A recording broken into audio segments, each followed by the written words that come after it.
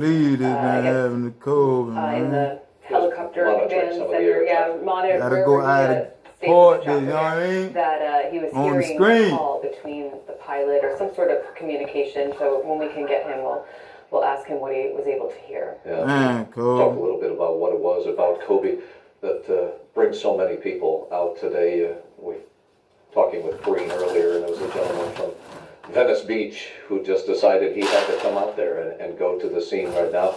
Darren, you were speaking before about when Chip Hearn died, that he was at the hospital and suddenly people started coming out of nowhere, just gathering to mourn together. Yeah, it is so beautiful to come together with people like mine who have this passion for this team that's brought so much joy to this city. And I remember being relatively new to Los Angeles when the great Chick Hearn. All of us know people that was raised on doing a lot of Kobe, shows man. outside the hospital. Playing like that, like you said, you know what I'm saying? I was surrounded Role by model. fans who just wanted to Through come the and wire, pay man. respects to Marge and they wanted to be close to Chick, you know, and I think this is similar. People, they have so much love for Kobe Bryant, all that he did for this city, and this was our guy. People were very protective of Kobe's legacy. Remember when LeBron signed that night, there were some people that were very eager to say, "Hey, Kobe's the guy around here. We're happy to have you." And there was a little controversy, and obviously everybody's happy with LeBron, but people, Kobe Bryant has a special place in the heart of Los Angeles because he is. He only played with one team. Only played with one 20 team. years. He was our guy. Well, I think we've all witnessed his growing up. From the time he comes at 18, of course, he had his problems. There was the problems with the trial in Colorado. He tore the Achilles tendon, and in his last few years, he just wasn't looking like the guy that he used to be.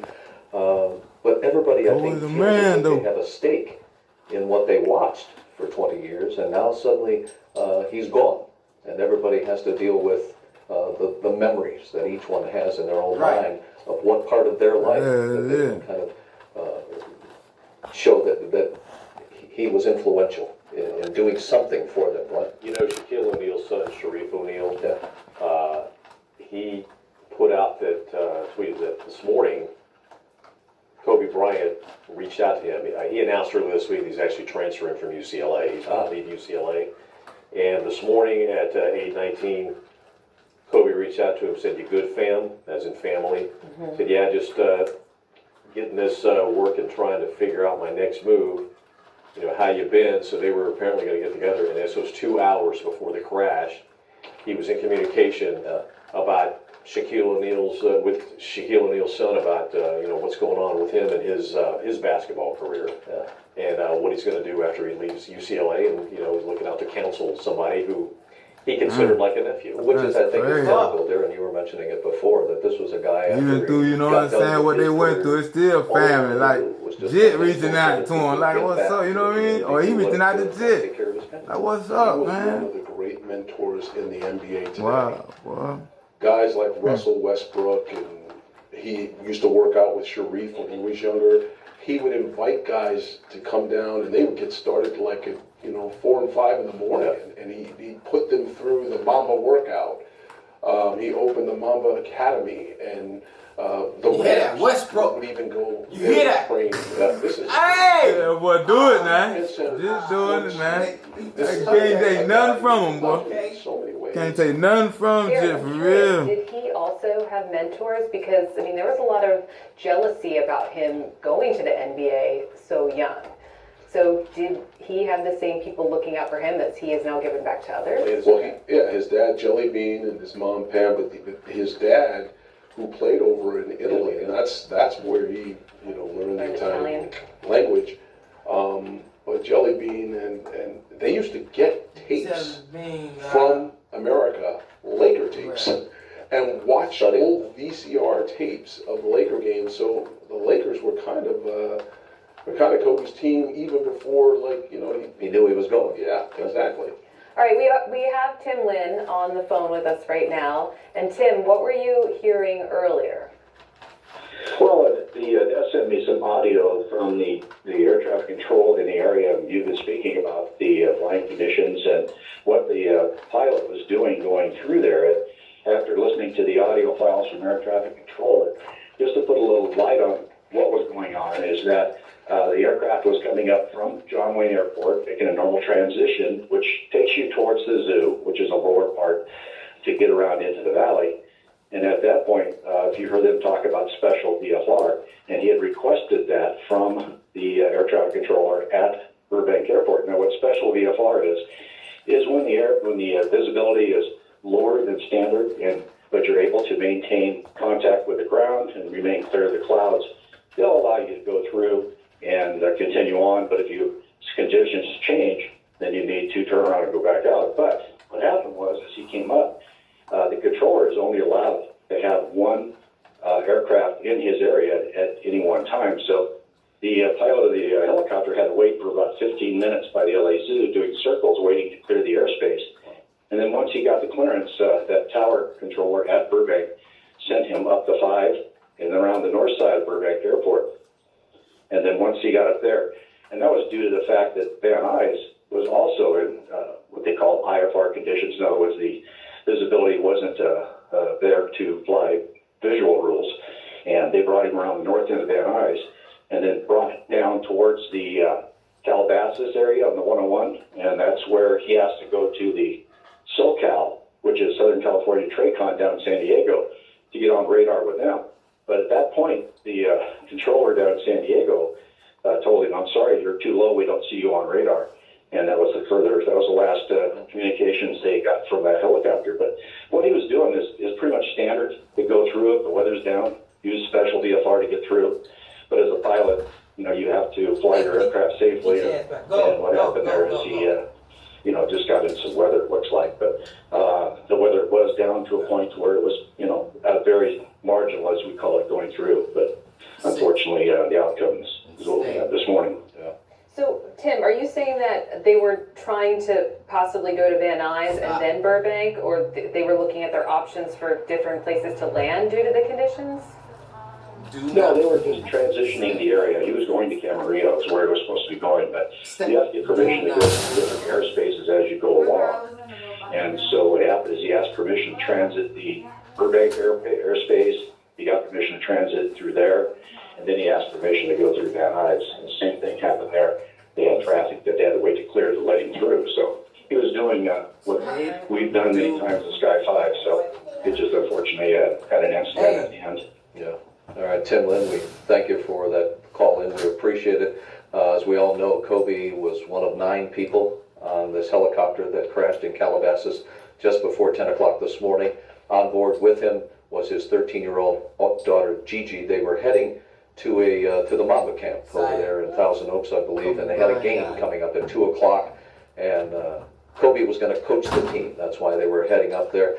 We want to go back to Corinne Winter. She's near the scene of the crash, and she's been speaking with some of the kids that were going to be playing on the court with Gigi during that game. Corinne, are you there? Down.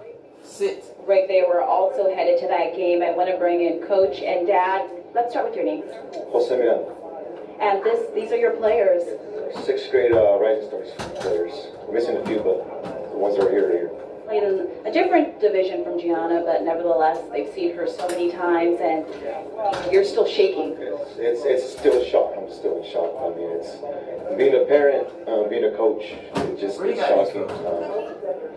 As soon as we heard the news, we're still in shock. Games canceled. All the games, the rest of the games were canceled. The games that were going on were at a standstill when we got to the sports complex. They're one of the main people there would say a word to everybody, and the games were canceled for the rest of the day.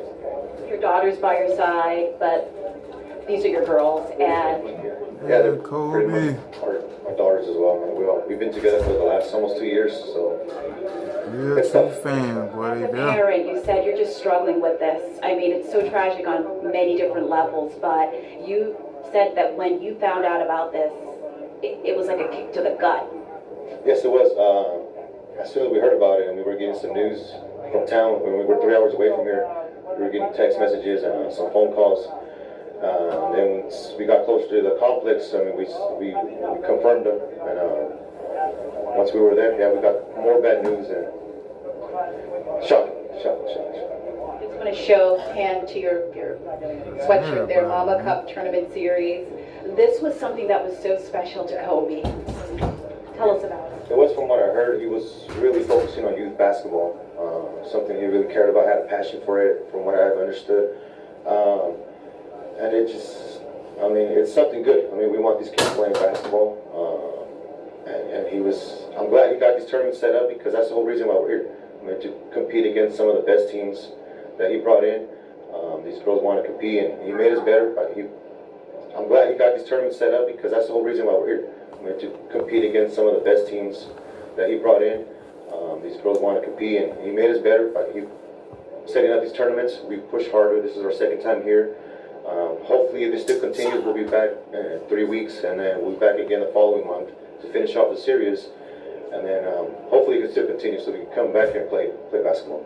We want to talk to your girls and you guys. This is something that is so difficult for adults to deal with. Never mind what you are going through. I can see the tears in your eyes, sweetheart. We're so sorry for everything you guys have had to endure with this, being so close to this. But what are you feeling right now? I'm sad. I'm really sad. She was someone I would always look up to. And then I found out about this.